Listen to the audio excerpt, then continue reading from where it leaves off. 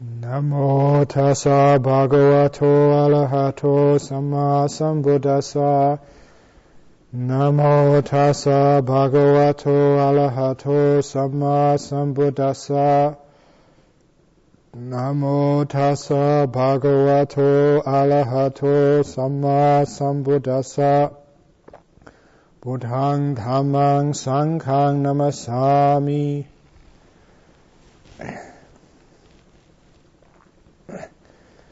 This is the first Dhamma discourse of the 2001 Vasa, or Vasa, the rainy season retreat.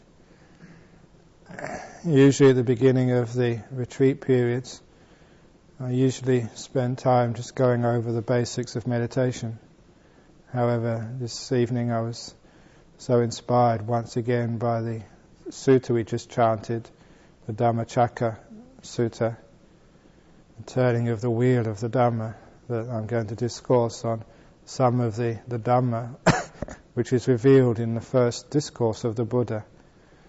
And also there's much in that discourse which gives information about how to be more successful in our meditation. It gives the groundwork, or rather the ground plan of the Dhamma. And you cannot distinguish or separate the Dhamma and the practice of the Dhamma. In the same way that you all know, one of my favourite gathas from the Dhammapada is, there is no wisdom without jhanas, there is no jhanas without wisdom. And there again the Buddha is showing that the path to deep meditation, you cannot separate that from the understanding of Dhamma, the understanding of the mind, the world, and what makes up this illusory existence of ours. And certainly the Dhammacakka Pavattana Sutta gives a lot of very powerful and useful information for us in our practice of meditation. And very often that when I start a retreat, I do ask the question of the disciples, what was the first teaching of the Buddha? And very often they make the mistake of saying it was the Four Noble Truths. And I point out to them in the Dhammacakka Pavattana Sutta, before the Buddha started talking about the Four Noble Truths, he taught the middle way. And it's very easy for us to just to pass over that preliminary teaching as if it was just an overture to the main course of the Four Noble Truths. But that middle path was a very profound realization of the Lord Buddha under the Bodhi tree. Or I would actually say it was an insight which occurred prior to him sitting under the Bodhi tree, where he reflected upon many years of austerities and understood that that was not leading anywhere near to the realization of Dhamma. And it was the memory of his experience under the rose apple tree as a young boy, when he entered the first jhana, that struck him at that time. And the memory made him exclaim that perhaps that's the way to Bodhi, to enlightenment. And the realization came that was the path to enlightenment. And to point out that it was that experience of jhana under the rose apple tree which the Buddha was referring to as the way, the path to Bodhi, and confirmed that and repeated that in the suttas.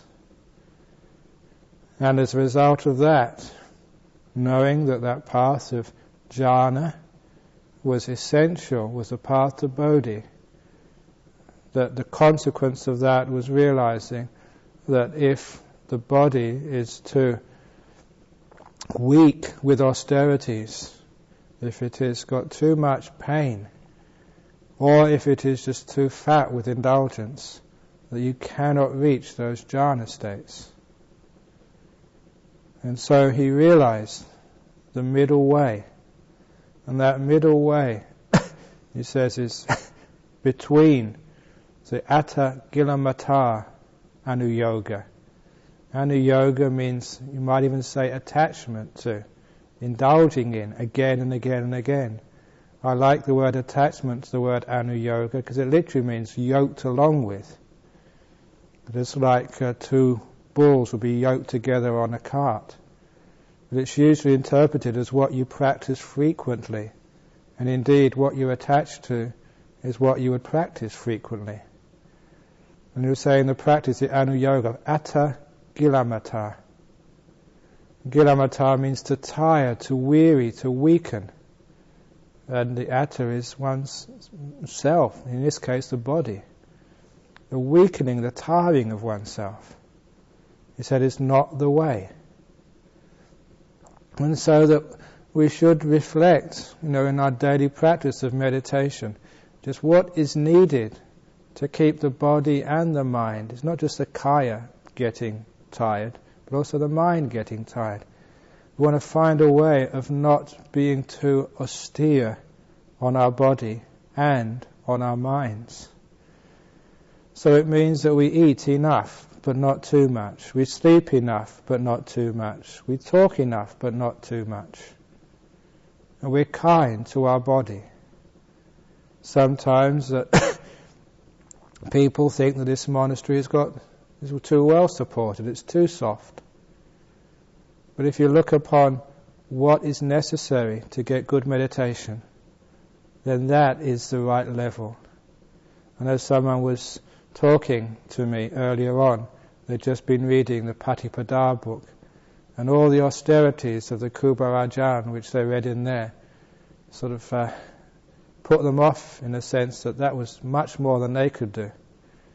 But I say on the tape here, on the record, that I stayed with many of those famous Kuba Ajahns. And the reality of life with them is they were very kind. And they were very supportive. And their monasteries, even those days, many of them were as luxurious or even more luxurious than this monastery here.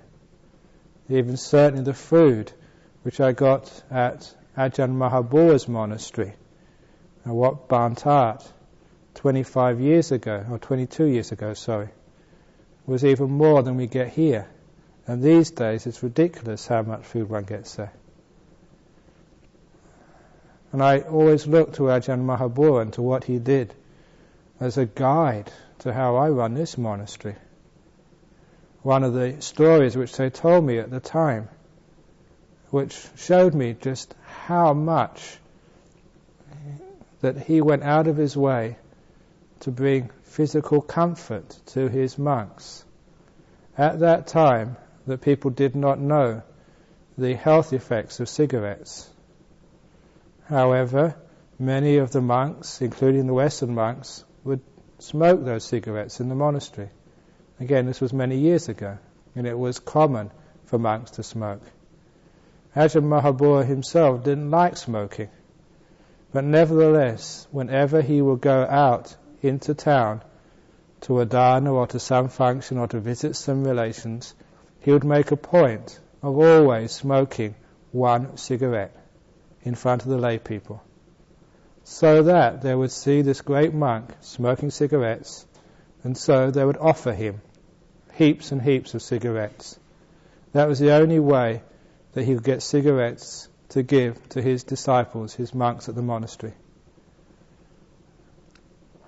And that was like a sacrifice for that monk. He thought that cigarettes were needed by those monks and were not going to be an obstacle to their meditation. That's what he thought was the middle way. I'm not sure if you find that story in the Patipada, but hopefully it balances what's necessary and what's needed for the success in meditation and success in insight. It's a middle way. But it's not just, obviously these days cigarettes is known to be bad for your health, and it's not a good thing to do, and it's certainly banned in this monastery. But other comforts, until we find out they are bad for the health, they are allowed to keep you comfortable, but to keep the body comfortable. That's why we have heaters in some of the huts, And if those heaters improve your meditation, turn them on. If they make you too sleepy and the meditation goes all over the place, turn it off. So these are there to sort of try and help you find that middle way of comfort for the body. The way of austerity just makes the body tight. When that body is tight, like the simile of the lute, too tight it cannot make a good sound, and the body cannot make that beautiful sound of deep meditation. And you can tighten that lute up, tighten your practice up yourself. And you know how you tighten the strings of a guitar or of a piano. You tighten it and then you pluck it to see what the sound is like. And if it's too high or too low, then you adjust it accordingly. And this is how you find that middle way with the body, by always making constant adjustment to how much you sleep, how much you eat, and how much you indulge the body. You have to give some indulgence. That's the middle way. So if you try and just be hard on this body, there was this one monk in England a long time ago, Kapilavatthu, Watto or something. He was one of the first monks who went to England. He read in the suttas about the Buddha, who even in the cold nights, even the sutta says even when the snow fell in India, he would just sit outside just in 3 robes. So he decided to go out on Hampstead Heath in London just with his 3 robes and spend all night there. He had to be in hospital with pneumonia for many days afterwards. That was not the middle way. So don't sort of follow that example. Follow that example when you can look after the body enough to be able to let it go. But also the Atthagalamatanu Yoga also refers to the mind. Don't go tiring the mind or hurting the mind or being austere on your mind. That is why that we practice loving kindness, metta, not only to our fellows in the monastery, but also to ourselves. That metta softens the mind, gives us kindness to the mind. If ever, when you're meditating during this retreat, you feel yourself again getting tight in the mind, in the same way you get tight in the body, then find ways of relaxing. The simile which I've been using in lay retreats and also monk retreats is to remember always to give yourself playtime. This was simile from school.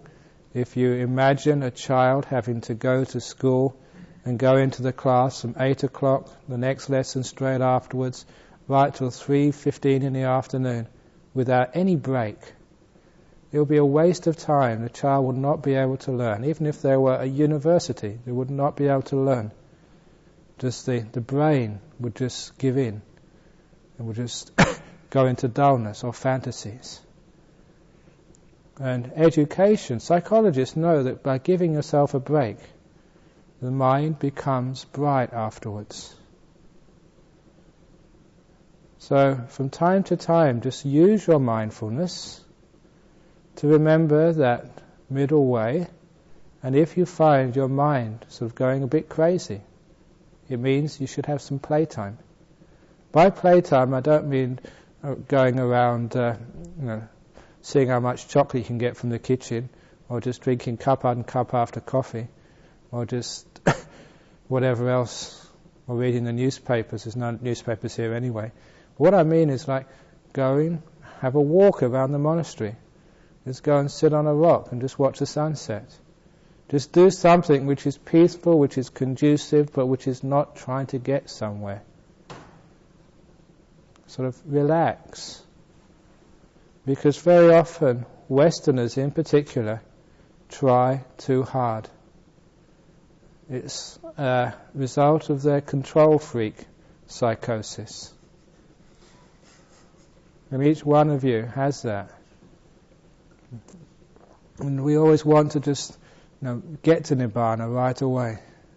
We want to go there rather than be there. We want to sort of go on to the next stage rather than be here and allow the present stage to come in from within. just like the simile of a spring feeding the water right from its center. All these Dhamma, this jhana, these insights are right inside you, even now. You just have to allow the mind to go in, not to go on. So it's not attaining something else. Well, although in one sense it is attaining, but in the reality it's not attaining, going on to something else, getting something you haven't got. It's going in. You all heard me say many times the simile of the lotus. That lotus is right here. Just needs to open it up and see what's inside. You don't need to get another lotus. That's why I always say that each one of you has what it takes to experience Nibbana. In the simile of the lotus, Nibbana is right inside you in this moment. That insight, that knowledge, that awakening of the mind. It's all covered over. That's why we cannot see it. So, be gentle with your mind. And in the practice of meditation, that's why you should not force the mind. I've tried forcing the mind. I've seen other monks force the mind. I've seen monks sit so still with sweat coming down their faces. And they're the ones who usually disrobe. They try so hard. They cannot last the course. They cannot maintain that for very long. And it's also that of all these years I've been meditating and looking at my mind, I realize just that's wrong. You don't get to deep meditation that way. And you see the first teaching of the Buddha saying, of course you don't get to meditation that way. That's Attaginamatanu Yoga. The opposite, Kamasukhalikanu Yoga, it's Kama Sukha. It's the happiness of the five senses, of the body. It's so important to know what that word means, Kama Sukha. Because a lot of times people always say that it's attachment to this, attachment to that. It's only the attachment, the cravings for this physical body, for the pleasures of the body, for the pleasures of sight, sound, smell, taste and touch. To give up those pleasures or that comfort and go for the pleasure of the mind. That pleasure of the mind is what's in between the pain of the body and the pain of the mind and the pleasure of the body. It's the one thing which is left out from the two extremes.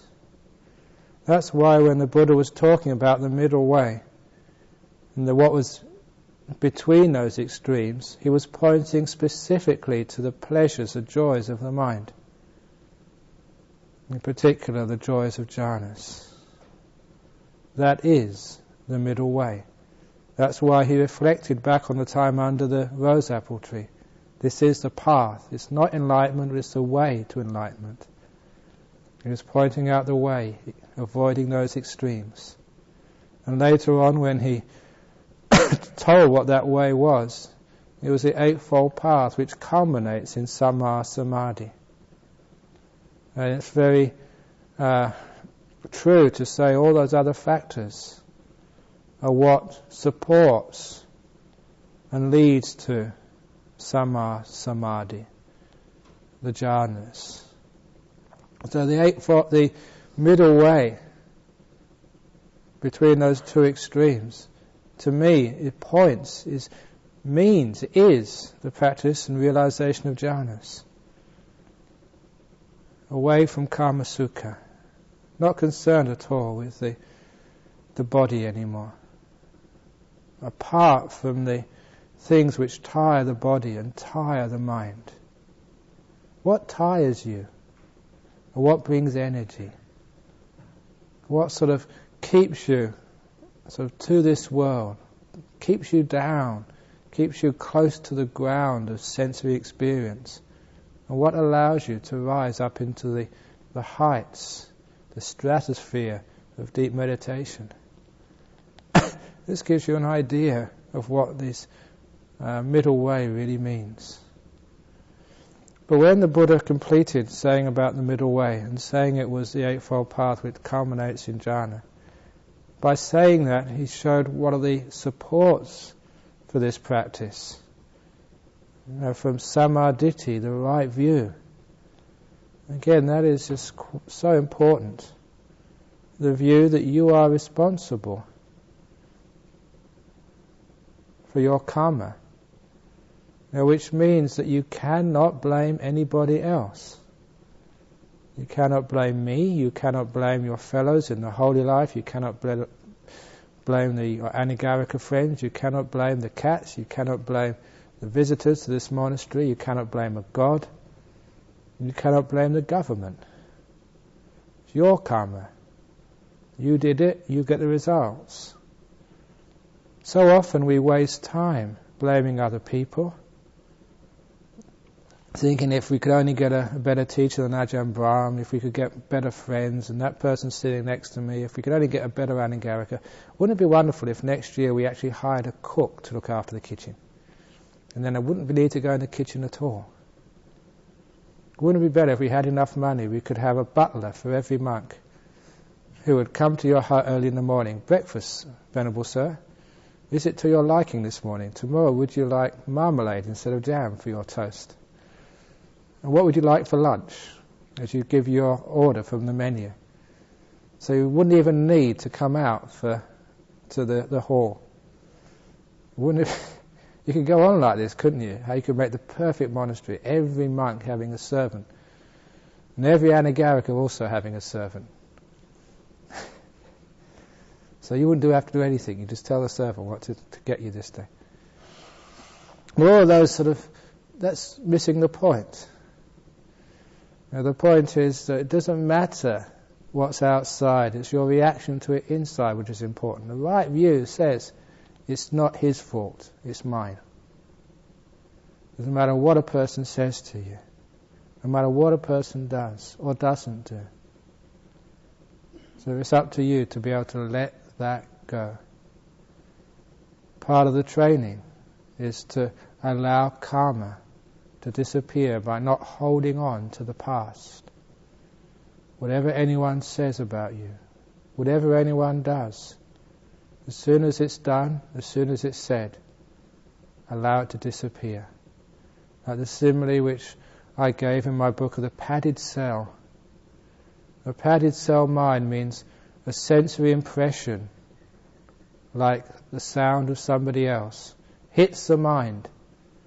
But in a padded cell, it just sinks into the padding and never bounces back. It just gets swallowed up and disappears. Don't have a ping-pong mind, where you hear something and it bounces in your mind hour after hour, day after day. What that person said, they shouldn't have said this. What should I say next?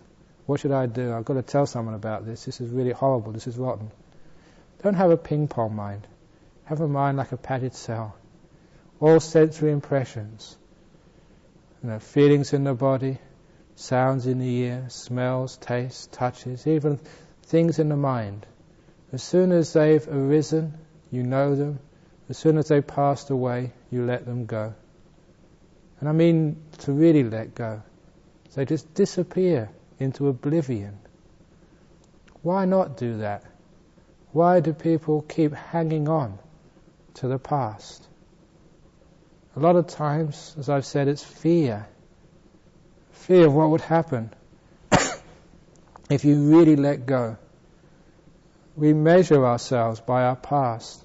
It's self-view again. Atta, me. Who are you? Who do you think you are? All the definitions of who you think you are all about what you did in the past, where you went in the past, what you achieved in the past. If you let go of every moment from the past, your whole history, who are you then?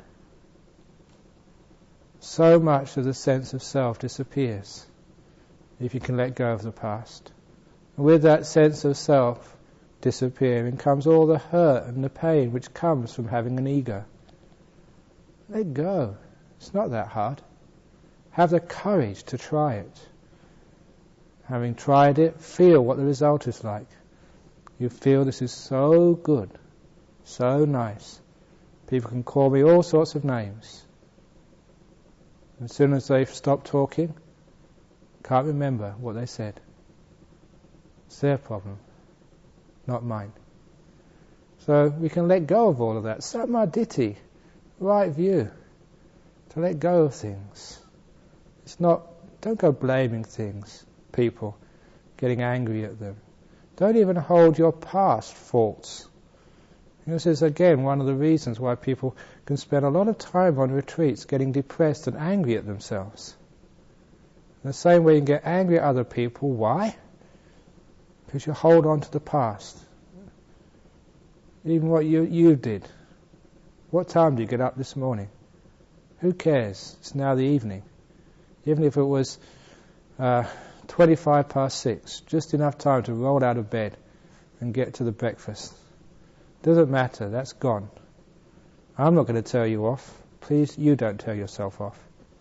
You probably needed to sleep. Be kind to yourself and don't carry around ill will towards yourself. I don't want you to do that. None of your friends want you to do that. Let go of the past. Be free of it. You're allowed to let go of every moment of the past. And you'll find that you'll get much further, much deeper. You become much wiser, more attained if you can do that. So don't allow yourself to get into depression, ill will towards yourself, guilt, and all these other psychosis of the mind. Free yourself from those things. It's not that hard to do if you can know how to let go of the past. And this is right view. The view is that you can do this, it's allowable, it's good to do this. The right view of the world, which is actually wrong view according to Buddhism, you must feel guilty. You've done something wrong, what do you feel about that? Come on, feel guilty. Suffer. That's what my parents wanted me to do. If I made a mistake, they wanted me to suffer. Go to your room, suffer. Can't watch the TV today, go on, suffer. It took a long while of rebelling against that idea. If you do something wrong, you always need to be punished. I've rebelled against that now, so I don't do that to myself anymore. If I make a mistake or do something similar, do something wrong, I don't carry it around with me. I drop it straight away. Acknowledge, forgive, learn. And that way you're free of the past. And you don't waste time during this retreat. Samadhi is so important. Sammasankappa, the right thought, the right intention. Often, I was pointing this out to someone recently. The first of the right sankappas is nekamma sankappa. Actually, it was last week at Nolamara. Nekamma is renunciation. It's like the thought of letting go. It's the mind which inclines to letting go, especially of, because the opposite of nekamma is karma. K-long-A-M-A. Karma vitaka, thoughts of the body, thoughts of the five senses, thoughts of sensuality. That's the thing which is wrong for you.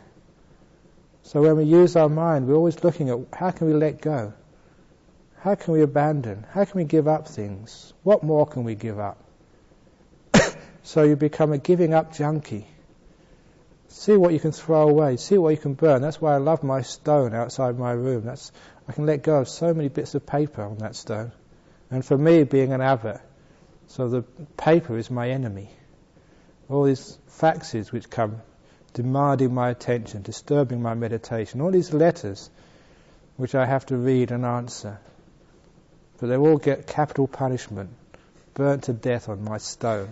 Whoopee. All these books I have to read because people send them to me. Marvellous, I can burn them to death. I get a lot of fun out of that. The reason I get fun out of it is because they're going to cessation, they're disappearing. And all those words and all those ideas and all that papancha in all those books, it all ends up as just black, like gone to hell. All burns in a fire. That's what hell is like, the fiery place. So that's where all ideas go, they all end up in hell. Silence, or quietness, ends up in heaven. So that we have this wonderful idea of just letting go, giving up. And that's what you try and do in monastic life. See how many things you can give up. See how many things you can get rid of. Your possessions, your past, your future. Give up your future. Who cares what's going to happen tomorrow? Now let's just look after this evening. Live for today. That's my motto. Live for the moment. Live in the moment. If I can do that, one is practicing samasankappa. No ill will, with compassion and kindness. No violence. That's all the right thought. And these are necessary to start getting samadhi coming up. All of the right speech, right action, right livelihood, your sila, your precepts, your virtue.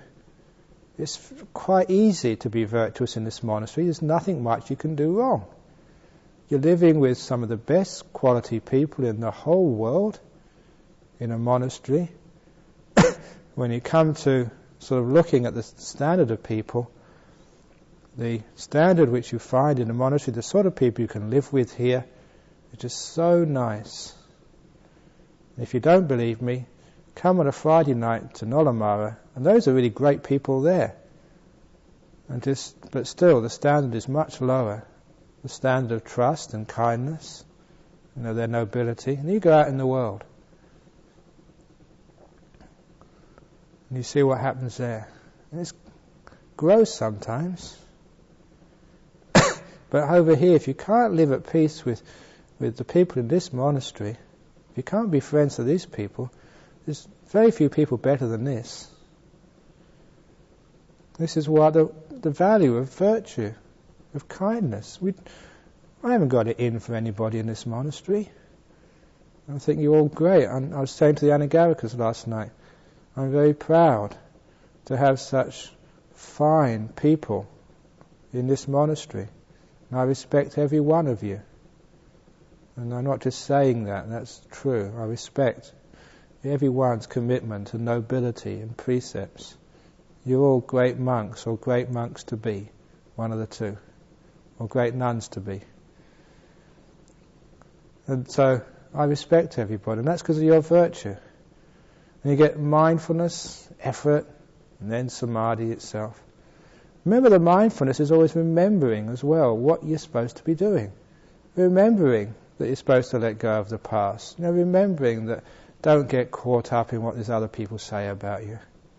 Remembering the instructions on how to meditate.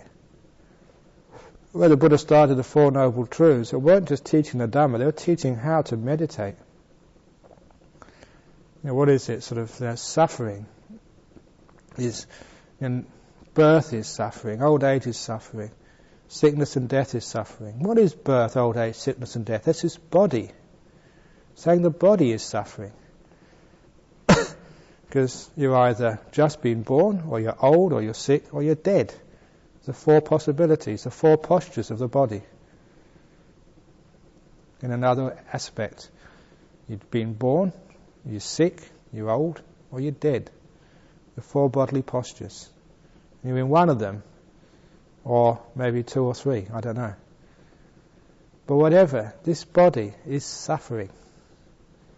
And that should really point you in the right direction to meditation.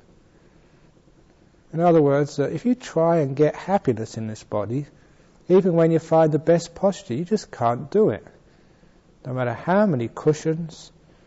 Now that Buddhism has come to the West, you've got all these Westerners with great papancha. They're probably figuring out the best cushion and the best meditation stool, and in a few years we'll get the high-tech cushions. But no matter how much research there is, as Buddhism becomes popular in the West, they're never going to be able to find a cushion or a stool where you can sit comfortably. The nature of the body is like this, to hurt, it's suffering. And that should tell us that the way to overcome that suffering is to give up this body. Let go, don't be concerned with it. Aches, pains, itches, coughs. Just look after it the best you can, but it's hopeless, you know that. Just sit down and forget about it. Just watch the breath. Go into the breath until you leave the body through meditation. Don't try and escape from the body through pills or sleep. You can't get rid of it that way. Get rid of the body through meditation. Api yehi sampa yoga dukkho, pi yehi vipayoga dukkho, yampi changa lapati tampi dukkha. So being with what was not dear to you. What do you really like in this world? What is really precious to you? You can't have it. Whatever it is. Not me saying that, it's Dhamma saying that. It comes to you, but then it just disappears straight away. Whether it's the nicest place in the world, a place you want to go to, something you need, something you want, a dear friend, just wanting things of the world. You can never quite get close enough to possess them. So you have to let these things go. Just things of the world are just ephemeral. They're unsubstantial. And they're liars as well. They're liars because they promise happiness but give you suffering. Everything in the world is like that.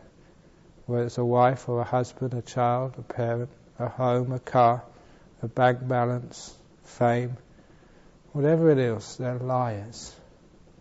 Why do people want to become famous anyway? Because they think they've made it. They've got their picture on Time magazine. They've got there. So what? It's just more trouble, more problems. Well, this is just letting go of these things. These 5 khandhas, suffering. And say the upadana of these 5 khandhas. The upadana means taking these things up. The word attachment should be given to another word. Upadana. Upa and adana. Taking up these 5 khandhas. That's suffering. When you take up body, suffering.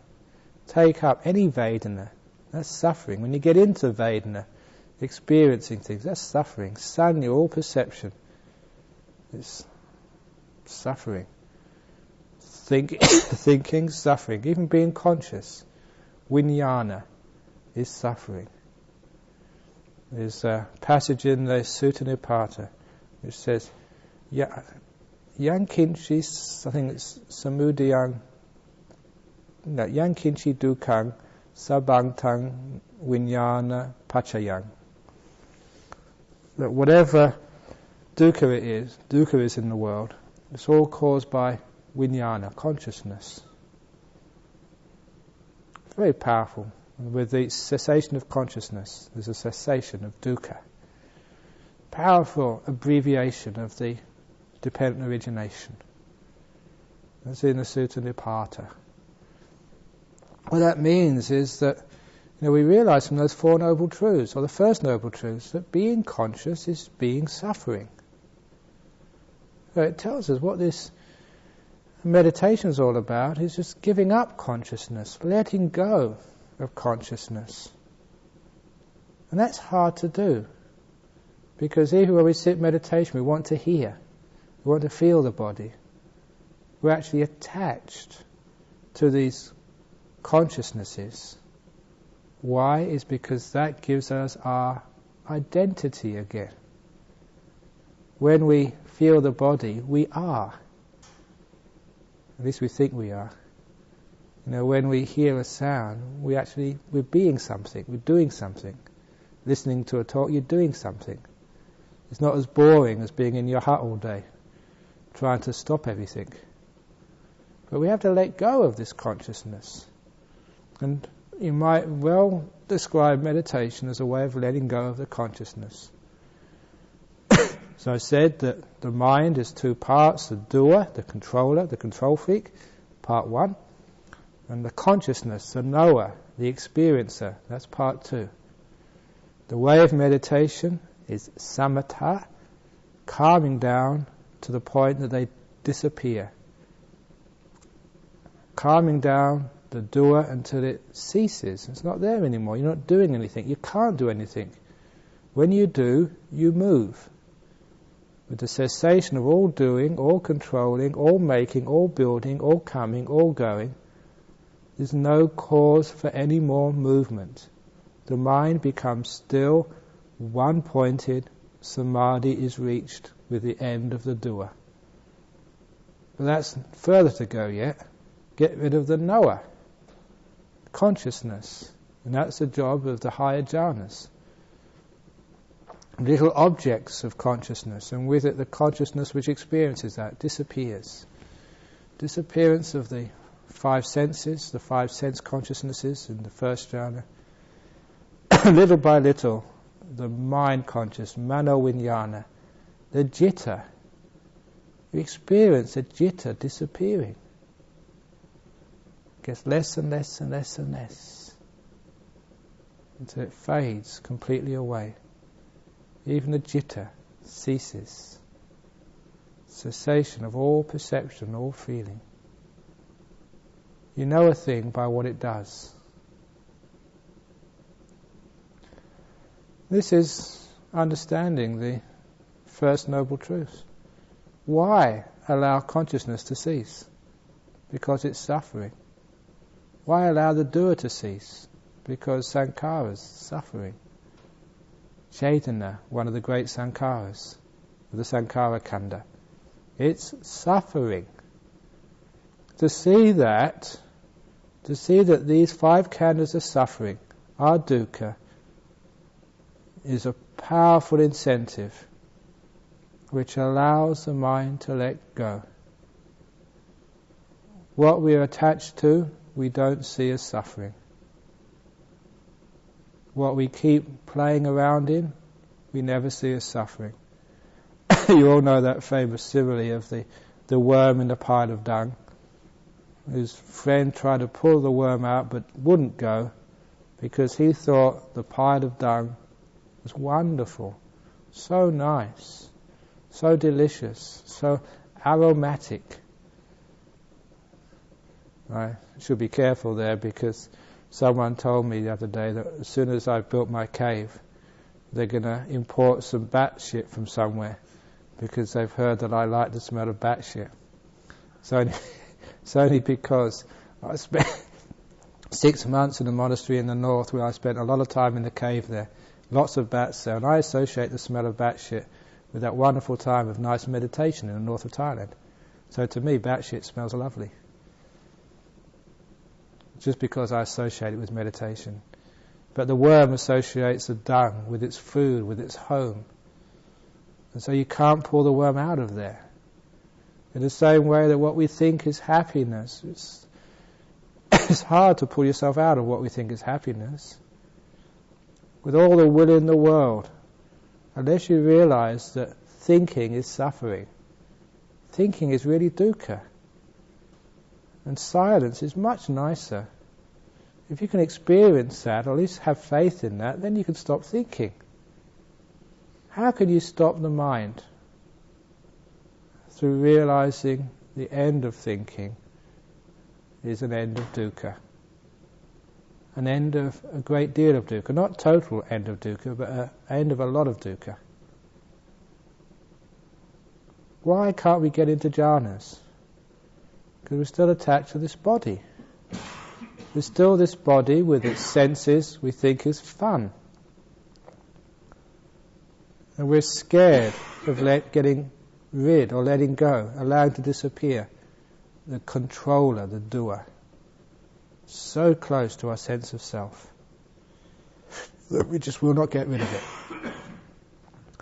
And this is just even the first noble truth, let alone the second. I'm going to go off to the third noble truth because the practice of meditation, the practice of letting go, and as I was pointing out in this last year, just contemplating these noble truths, you can get so much, Dhamma juice out of them when you squeeze it a little bit.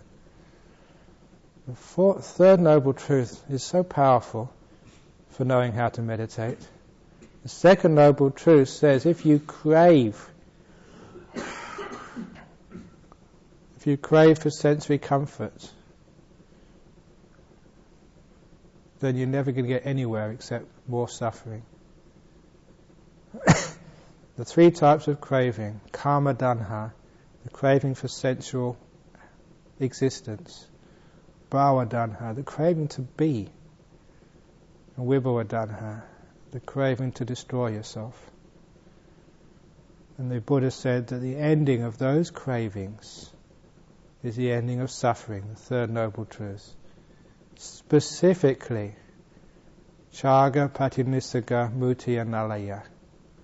I've contemplated those.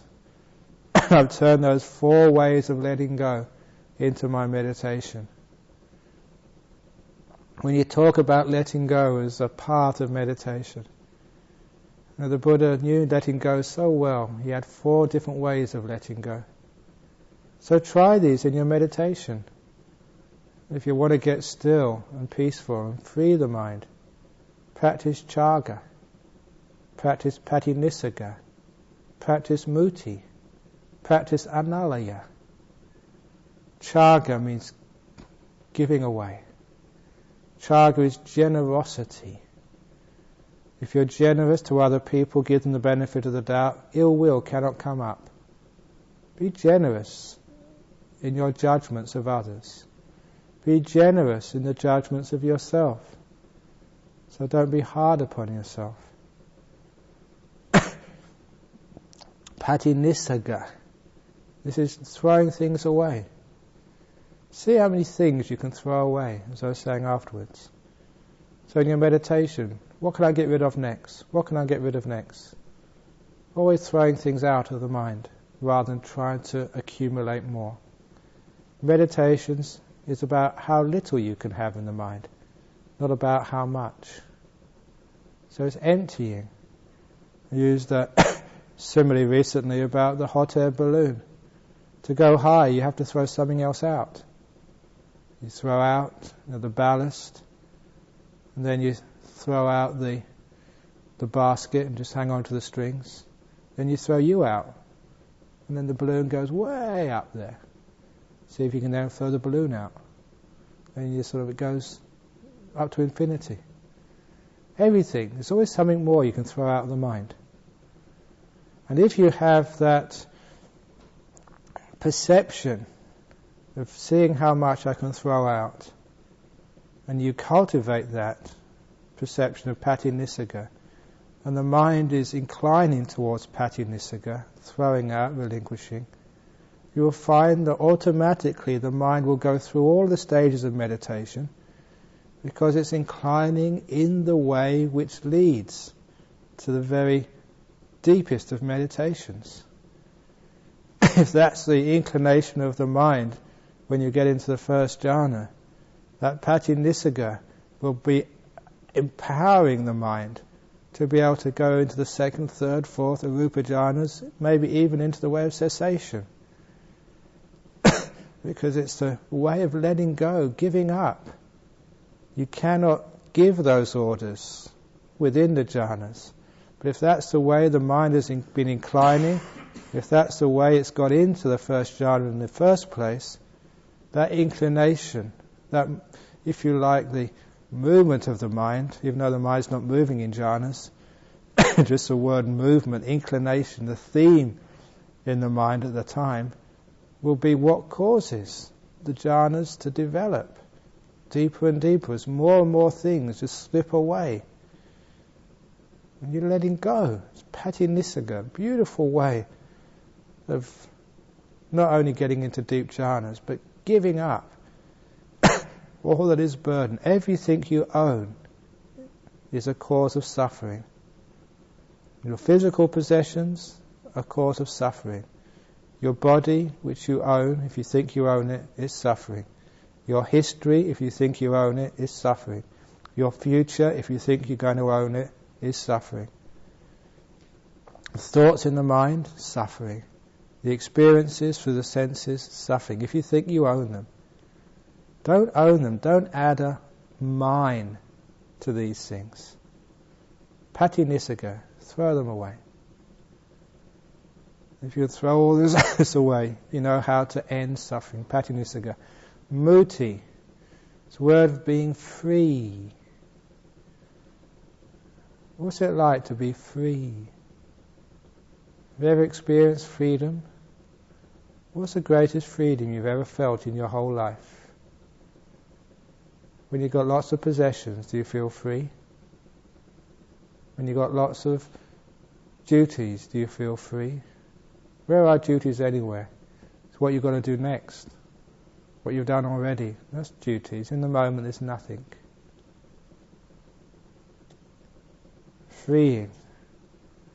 As I mentioned in the talks, the core meaning of freedom is contentment.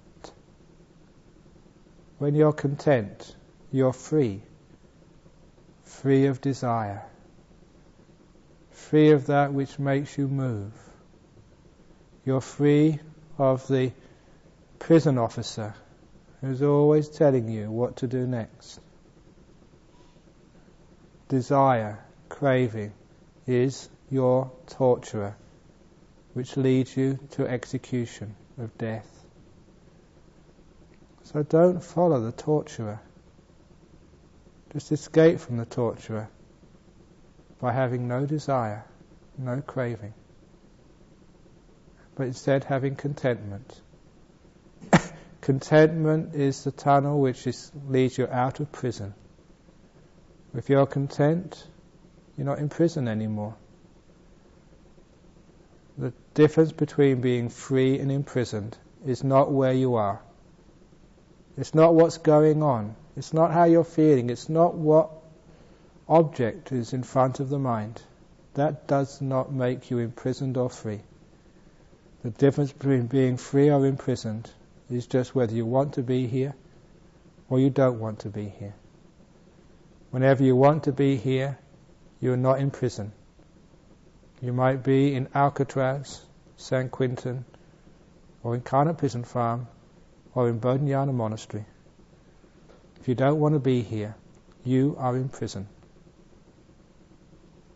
In any of those places, if you're quite happy to be there, if you're content, it's no longer a jail. It's no longer a prison. You are, in that moment, absolutely free. If you're in pain and you don't want to be here, you're imprisoned by that pain. If you're content and let the pain be, not trying to escape from it, not wanting to get rid of it, but fully embrace it, you're free. Free from the pain.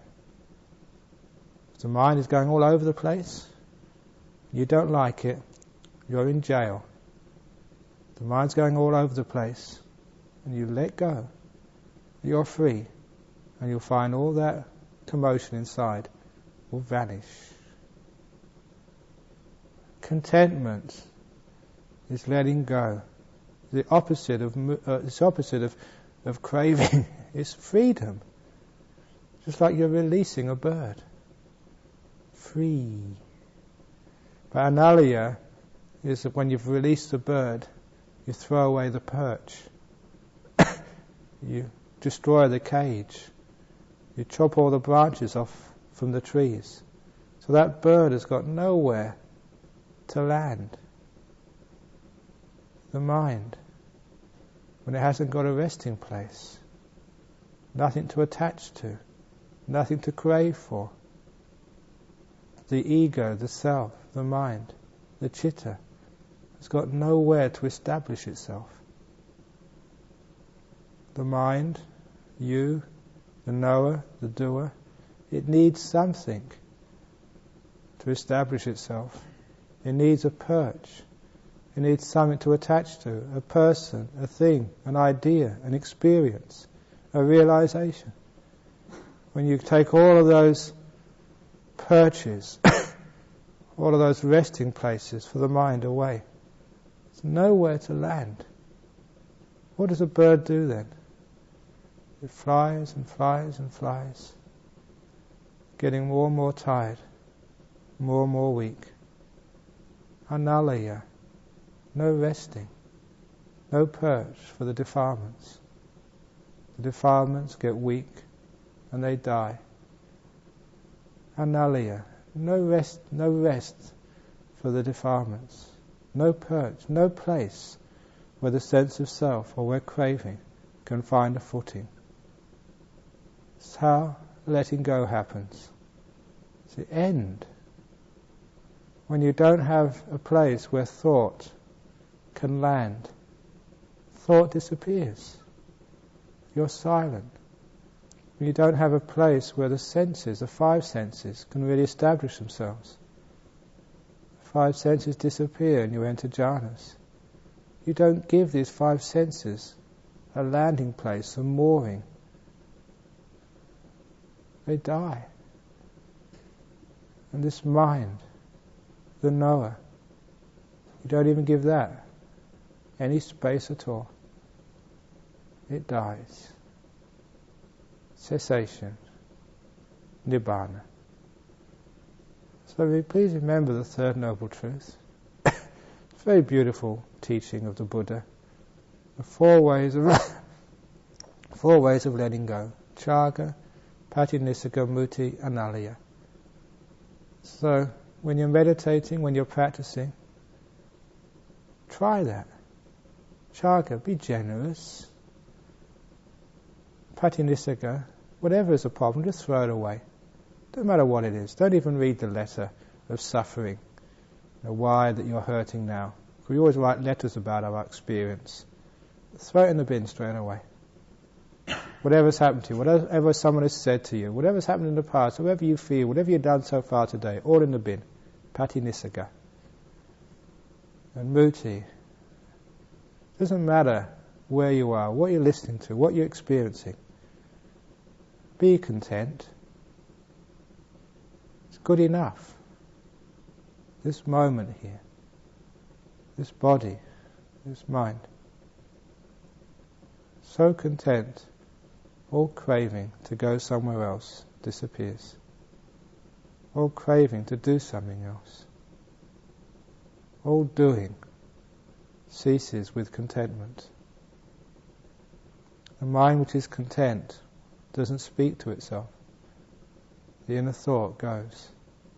The mind which is content comes to stillness, comes to emptiness, disappears. Muti, freedom through contentment. And Analaya, please don't give any place for the craving, for the defilements, for the knower and the doer. Don't give them any place where they can come back and build up a home again. House builder, you've been seen. You will not build up any more houses. No more existence in samsara. Enough. So when the Buddha taught the Four Noble Truths, I even didn't really go through the second one, maybe 3 weeks' time when we chant this again. He taught not only the Dhamma, he taught the way of meditation. He taught the whole practice. Such a beautiful teaching. So it's marvellous we have the opportunity to chant this during the rainy season retreat. When you're chanting it, reflect upon it. If you're not actually studying Pali, at least know what the Dhammacakka is in English. So when you come across these words, you get a feeling for them. So they inspire you, uplift you, direct you, and free you. When Kondanya listened to that, he became a stream winner. Isn't that wonderful to become a stream winner? To understanding this powerful teaching of the Dhammacakka Pavattana Sutra, first sermon of the Buddha. I think that's enough for this evening. Has anyone got any questions? Yeah. I just wanted to ask you, it seems to me that maybe the most important condition that letting go was actually seeing the danger of Bodhinyana or something. You see that maybe the basis for it. One of the important factors of being able to let go is seeing the danger, the adinawa. Indeed, and the danger is like dukkha. Either, you're building up dukkha for the future, you're building up dukkha in the present moment. That's the danger of all these things. So that's understanding it, seeing the danger through the Four Noble Truths. But of course, to see the danger, you also need to see the escape as well, the nissarana from these things. And to see the escape from these things means to experience just the beauty, the peace, the happiness, the freedom, and all these things are gone. disappeared.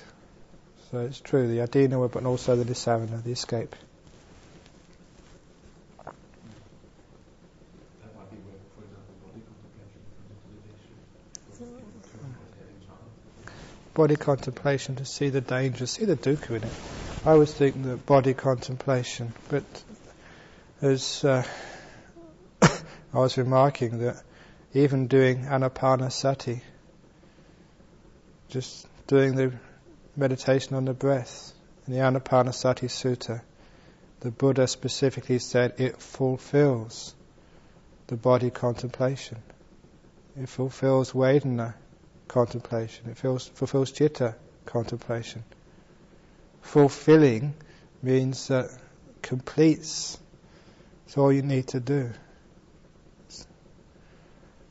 So even doing the Anapanasati, just to the first 4 stages, the Buddha specifically in the Anapanasati Sutta said that fulfills body contemplation. But if you cannot do those 4 stages, then maybe you should reflect more on this body, to be able to see its danger, its suffering, its futility, its uselessness, so you can actually let go of this concern for the body and its 5 senses.